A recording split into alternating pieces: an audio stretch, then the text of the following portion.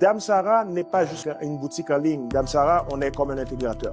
Si je parle de Damsara, je vais résumer. On fait du B2B, c'est-à-dire on vend à des commerces, on fait du B2C. Monsieur, madame, tout le monde peut venir soit dans notre boutique à Pelletier, 10-320 avenue Pelletier pour pouvoir venir magasiner, ou en ligne. La beauté de la chose, on fait aussi du B2G. C'est quoi? C'est Business to Government. C'est-à-dire, on vend, on est fournisseur, on fait des appels d'offres avec le gouvernement du Québec, principalement, qu'on exécute plusieurs contrats. Mais au-delà de tout ça, la partie de distribution alimentaire, Damsara aussi, on va un peu plus loin. Là, on vient de signer un contrat avec un groupe égyptien au niveau de la distribution de produits pharmaceutiques. C'est-à-dire, là, on a notre filiale DiPharma qui va s'occuper de tout l'aspect distribution pharmaceutique dans les Caraïbes et puis probablement au Canada aussi. On a notre volet Damsara Shipping parce qu'on voulait toucher cette partie, donner le service aux gens qui vivent au Canada de pouvoir envoyer des colis. Surtout en Haïti, on sait qu'il y a beaucoup de routes qui sont coupées. On a pu travailler avec des partenaires. Ce service va pouvoir lancer. En résumé, si je vous dis, Damsara, on fait de la distribution alimentaire, on distribue des produits pharmaceutiques et aussi on est dans la logistique.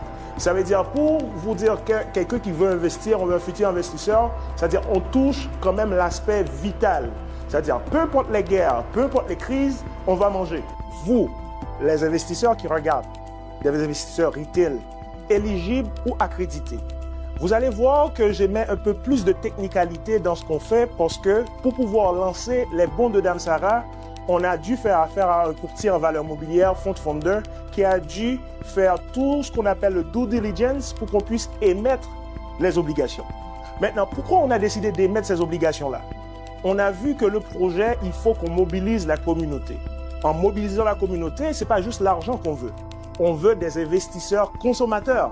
Imaginons, vous investissez dans un projet, vous allez consommer dans ce projet-là, vous allez avoir un retour sur investissement, vous allez avoir un boni de consommation, c'est-à-dire de 3%. En plus de ça, un boni de fidélisation. On doit consommer dans la communauté. On a décidé de lancer ce bon de Damsara qui respecte toutes les normes de AMF pour qu'on puisse émettre ce titre-là.